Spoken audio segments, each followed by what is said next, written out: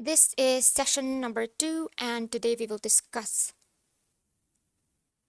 why provider training is so important when it comes to maximizing incentives for your practice. And so, my name is Maruk. I'm a clinical quality consultant, and I help practices earn incentives by closing care gaps. And so, this is a series on how to actually close care gaps and earn incentives. In the last session, we discussed about the importance of weekly care gap data auditing and why auditing the care gap data is so crucial when you're trying to capture incentives from your peers, from your insurers, as a community practice, as a clinic.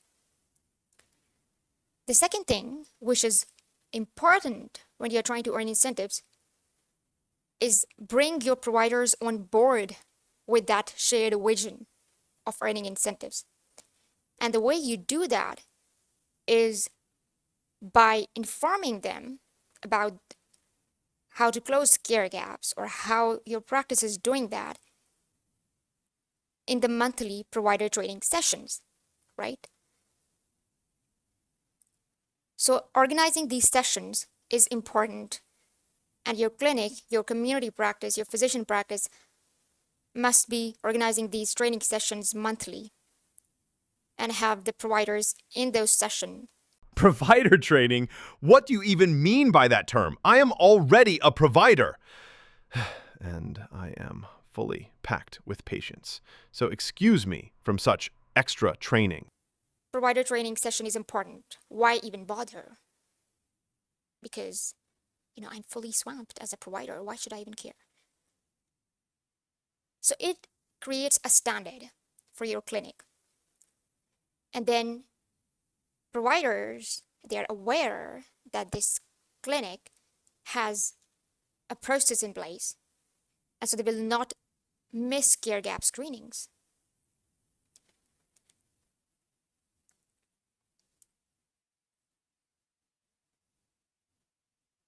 So you might be asking, why even create a standard, right? So when we create a standard for the providers in those monthly training sessions, monthly provider training meetings, we inform them on patient care gaps. And then we give them a process to close the care gap, right?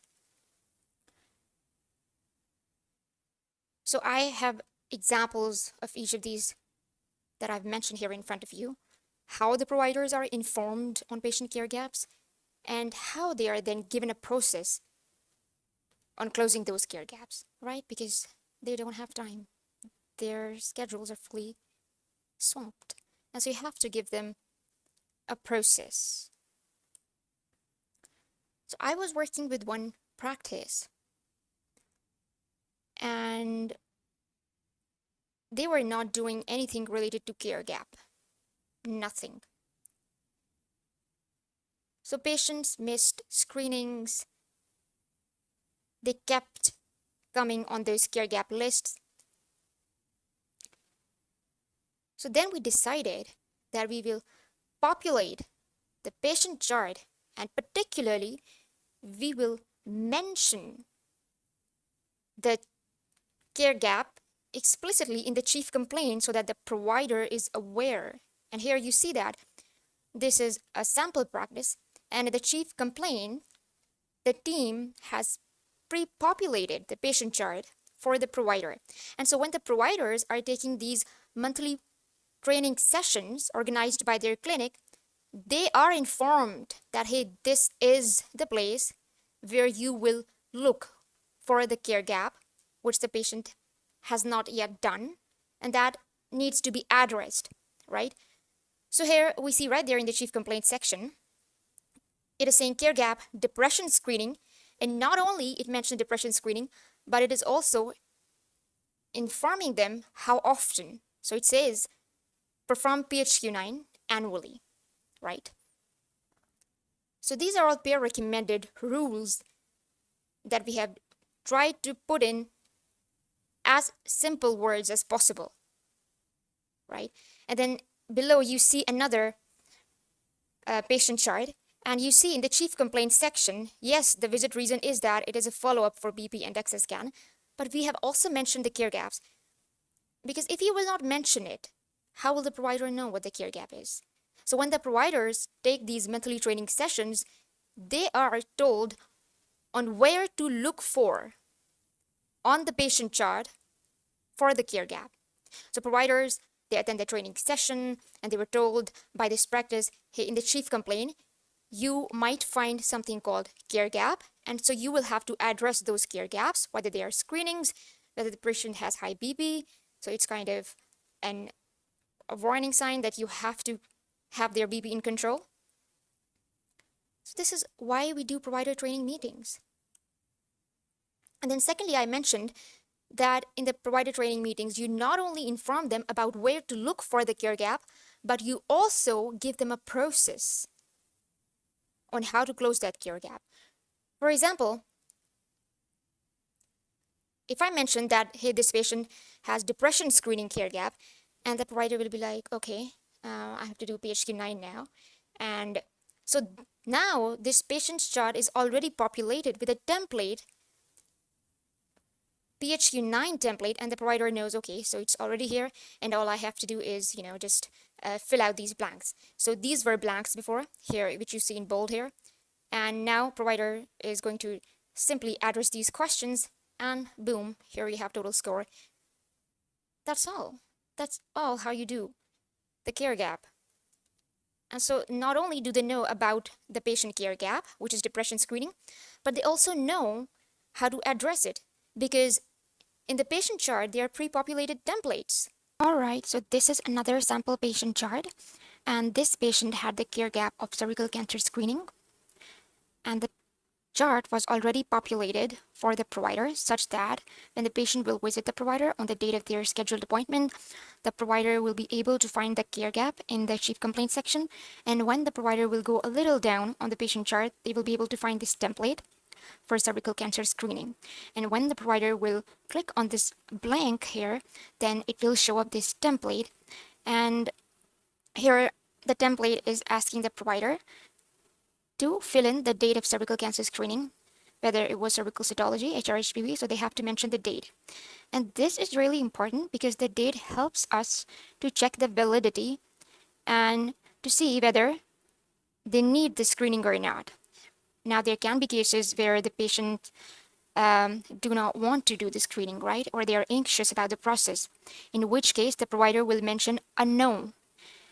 And if a provider has mentioned a no, then they will also have to mention the reason in the notes, that why it is not assessed, whether patients want to do it in the follow-up visit or whether they have some anxiety regarding the process of screening. So these are all the things providers are educated on when they attend the provider training session, right? So another thing that is important regarding provider training sessions is why these training sessions are important, or why the providers must be encouraged to take these sessions, is because when they are already educated on the care gap processes, then they will have no excuse to miss the care gap screenings, right? And this is true. Providers often miss the care gaps. I was working with one practice, and most of the providers, they were not attending the quality training sessions organized by their clinic. So they had no idea regarding the processes that the practice followed regarding the closure of care gaps. And so providers kept missing out on doing those screenings. So when you inform them in training that this is the way we close the care gaps, it alerts them, it holds them accountable, such that they are not missing the training screenings anymore. So this in front of you is just a simple screenshot that I took for you, and the idea is just to make you aware of the fact that the providers, they usually would not bother doing the care gaps because there is so much on their plate. They are so packed that they will not bother having another thing on their list of tasks, right? I remember I was working with a practice, and there was one provider who was not taking the quality training meetings. And so for a lot of his patients, I had to keep mentioning the care gaps. Like for one patient, I mentioned a care gap 5 to 6 times. And this patient was scheduled for follow-up every 2 weeks. So I remember I kept mentioning the care gap for every visit for that patient, and it wasn't still done. So I got in touch with the CEO and I mentioned that this is the provider and they are not doing the care gap. We are pre-populating their chart and we don't see anything done regarding the care gap mentioned of the patient chart.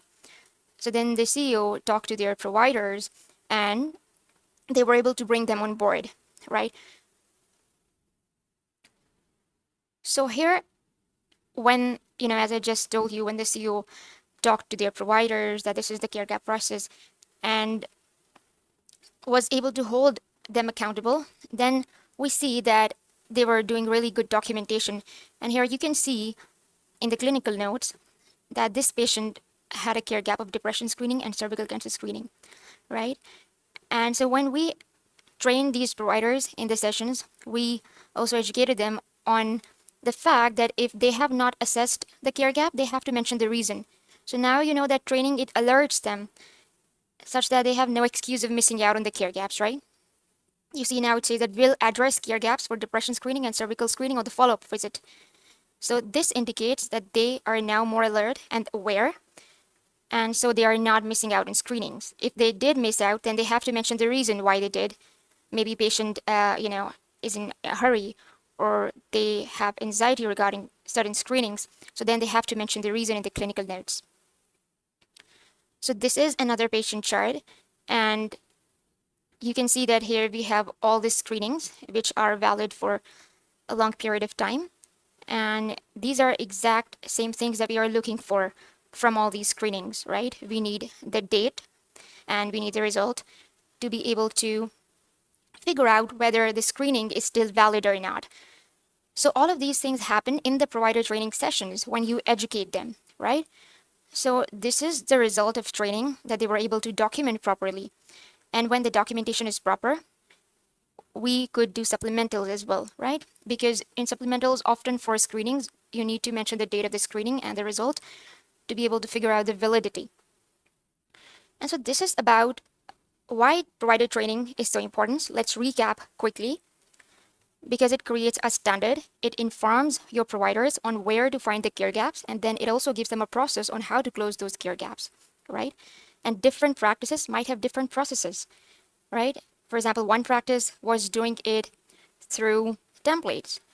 Another practice might have a completely different process, but the idea is to educate them on the process that your practice is following regarding the care gaps, right? And when they are aware, what happens is that they avoid missing out on doing those care gap screenings. They are more alert and they are aware that this practice has a process in place regarding the closure of care gaps, and so we cannot miss out on care gaps. That is a wrap. That's a wrap for today's session.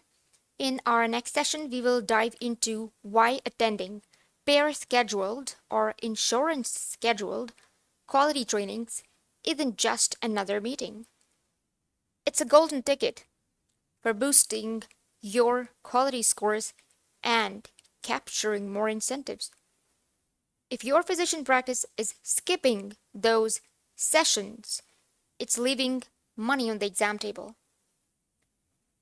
And if you are a physician and your practice is slowly turning into an ExcuseCare clinic, well, that's exactly when you should reach out and let's fix processes before excuses become your brand.